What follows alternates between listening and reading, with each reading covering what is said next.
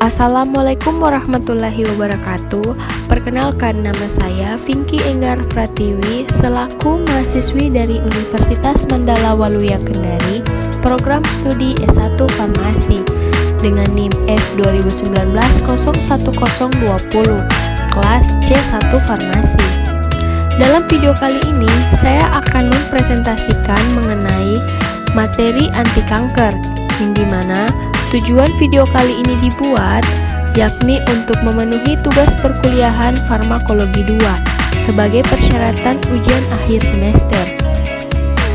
Untuk mempersingkat waktu, langsung saja saya akan menjelaskan mengenai materi anti kanker. Definisi kanker. Kanker adalah sekelompok penyakit yang ditandai dengan pertumbuhan tidak terkendali sel tubuh tertentu yang berakibat merusak sel dan jaringan tubuh lain.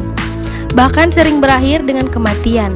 Karena sifatnya demikian ganas, yaitu tumbuh tak terkendali dan berakibat kematian, maka kanker juga disebut sebagai penyakit keganasan, dan sel kanker disebut juga sel ganas.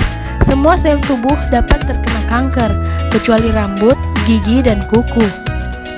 Kanker merupakan penyakit atau kelainan pada tubuh sebagai akibat dari sel tubuh yang tumbuh dan berkembang abnormal, di luar batas kewajaran dan sangat liar. Keadaan kanker terjadi jika sel-sel normal berubah dengan pertumbuhan yang sangat cepat, sehingga tidak dapat dikendalikan oleh tubuh dan tidak berbentuk. Selanjutnya yaitu jenis-jenis kanker.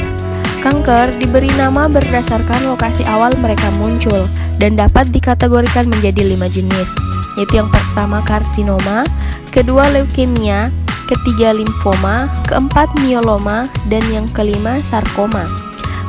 Yang pertama karsinoma. Karsinoma adalah kanker yang ada pada jaringan epitel yang melapisi permukaan organ, kelenjar, dan kerangka tubuh. Contohnya kanker pada lapisan lambung disebut karsinoma. Karsinoma menyerang organ atau kelenjar yang menghasilkan dan mengeluarkan sesuatu, seperti payudara yang menghasilkan susu. Karsinoma adalah jenis kanker paling umum, ditemui pada 80% sampai 90% kasus kanker. Kedua, leukemia. Leukemia atau kanker darah adalah kanker pada sumsum tulang yang menghambat produksi sel darah merah, sel darah putih, dan trombosit. Sel darah putih berguna untuk mengatasi infeksi. Sel darah merah diperlukan untuk mencegah kekurangan darah atau anemia. Trombosit menjaga tubuh agar tidak mudah memar dan berdarah. Selanjutnya yang ketiga yaitu limfoma. Limfoma adalah kanker yang berasal dari kelenjar getah bening atau kelenjar sistem limfa, yang fungsinya menghasilkan sel darah putih dan membersihkan cairan tubuh, atau dari organ seperti payudara dan otak. Limfoma dibedakan menjadi dua, yaitu limfoma Hodgkin dan limfoma non-Hodgkin. Keempat yaitu mieloma. Mieloma berkembang dalam sel plasma sumsum tulang. Pada kasus tertentu, sel mieloma berkumpul pada satu tulang dan membentuk tumor tunggal yang disebut plasmasitoma. Namun pada kasus lain, sel mieloma menyebar pada beberapa bagian tulang, membentuk banyak tumor tulang. Kanker ini disebut mieloma ganda. Selanjutnya yang terakhir yaitu sarkoma. Sarkoma adalah tumor ganas yang tumbuh pada jaringan ikat atau penyambung seperti tulang rawan, lemak, otot, tendon, dan tulang. Kanker ini biasanya terjadi pada orang dewasa muda. Contoh sarkoma yaitu osteosarkoma, yaitu pada tulang, dan chondrosarkoma, yaitu pada tulang rawan. Tahapan-tahapan sel menjadi sel kanker. Ada tahapan-tahapan yang harus dilewati sampai sel berubah menjadi kanker. Proses terjadinya kanker ini disebut dengan karsinogenesis, yang dimana terdiri dari 3 tahapan, yaitu initiation, promotion, dan progression. Tahapan yang pertama yaitu initiation. Terjadi pada tahap perkembangan awal sel kanker. Saat initiation, sel mengalami mutasi genetik, artinya DNA sel berubah sehingga punya kemampuan tumbuh lebih cepat dari biasanya. Penyebab mutasi gen pada mayoritas penyakit kanker berasal dari lingkungan sekitar pasien. Contohnya radiasi nuklir, asap rokok, paparan bahan kimia berbahaya, sinar UV, dan lain-lain. Kemudian tahapan yang kedua yaitu promotion, di mana sel-sel yang terinisiasi mulai membelah berlipat-lipat ganda. Proses ini membutuhkan waktu lama, bahkan beberapa tahun.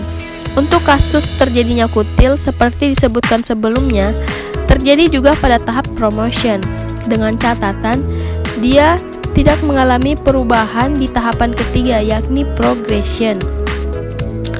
Selanjutnya tahapan yang ketiga yaitu progression, yang dimana sel-sel tumor mulai memiliki kemampuan proliferasi atau mengulangi siklus sel tanpa hambatan. Duplikasi DNA terjadi secara masif. Sel-sel baru lahir tanpa terkendali. Tapi karena sebelumnya sudah terjadi mutasi di tahap initiation, muatan DNA pada sel-sel yang dihasilkan pun mengalami penyimpangan. Kumpulan sel baru justru menyerang jaringan di sekitarnya dan berlangsung sangat cepat. Selanjutnya yaitu 11 sel dalam tubuh.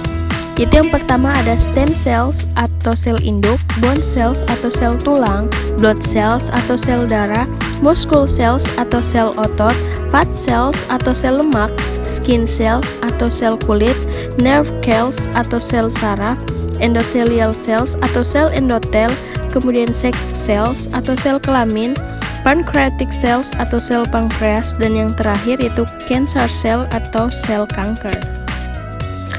Obat-obat anti kanker. Obat yang merupakan golongan alkilator seperti siklofosfamid dan melphalan. Penggunaan sebagai obat anti kanker didasarkan atas metabolisme purin dan pirimidin yang lebih tinggi pada sel kanker dari sel normal. Dengan demikian akan terjadi penghambatan sintesis DNA sel kanker. Contoh obatnya yaitu siklofosfamid adalah obat untuk menangani kanker, termasuk limfoma, leukemia, kanker ovarium, dan retinoblastoma atau kanker payudara. Selain itu, obat ini juga biasa digunakan dalam pengobatan sindrom nefrotik.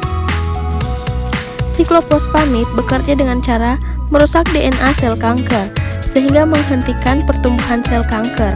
Obat ini juga bekerja dengan menekan sistem imun atau sistem kekebalan tubuh, sehingga bisa digunakan sebagai obat imunosupresan dalam pengobatan sindrom nefrotik.